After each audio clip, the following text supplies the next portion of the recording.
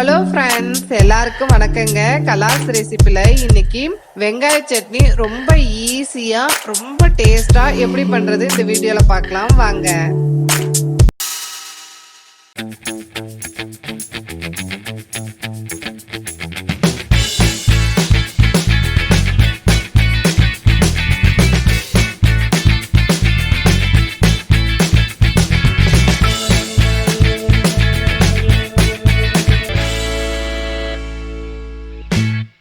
இந்த சைஸ்ல 8 வெங்காயம் எடுத்து கட் பண்ணி வச்சிருக்கேன்.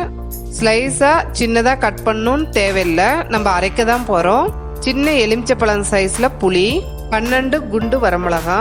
இது கொஞ்சம் காரம் அதிகமா இருக்குங்க.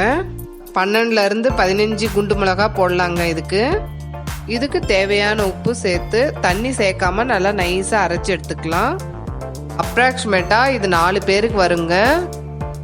அரைச்சிட்டோம், இது இருக்கட்டும்.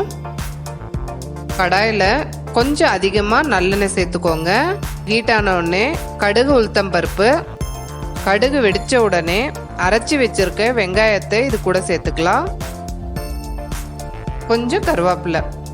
இதை எண்ணெயிலே 10 நிமிஷம் நல்லா வதக்கிக்கலாம். ஸ்டவ்வை மீடியம் ஃப்ளேமில் வச்சுக்கோங்க. வெங்காயத்துடைய தண்ணி ஃபுல்லாக போகணுங்க, அப்போ தான் டேஸ்ட்டும் நல்லாயிருக்கும். தண்ணி விலகாமல் வச்சுருந்தீங்கன்னா ஒரு வாரத்துக்கு கூட நல்லாயிருக்கும். நான் 12 மிளகா தான் போட்டேன், அதனால காரம் கொஞ்சம் கம்மியா இருக்கு. வர மிளகாவை மிக்சி ஜார்ல பவுடர் பண்ணி சேர்த்துக்கலாம். கொஞ்சம் வெல்லம், இதை நல்லா கலந்து விட்டுக்கோங்க. இதுக்கு மிளகாய் தூள் போட்டா நல்லா இருக்காதுங்க. சின்ன வயசுல எங்க பாட்டியோட ஊருக்கு போகும்போது இந்த சட்னியும் இட்லியும் தான் ரெடி பண்ணி எடுத்துட்டு போவோம். இட்லி ஆறி இருக்கும், இருந்தாலும் இந்த சட்னியோட சாப்பிடும் போது அவ்வளோ நல்லா இருக்குங்க. இதை நீங்க ட்ரை பண்ணி பார்த்துட்டு உங்களுடைய கமெண்ட்ஸை எனக்கு ஷேர் பண்ணுங்க.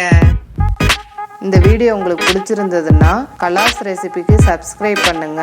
பெல் ஐக்கானை கிளிக் பண்ண மறந்துடாதீங்க.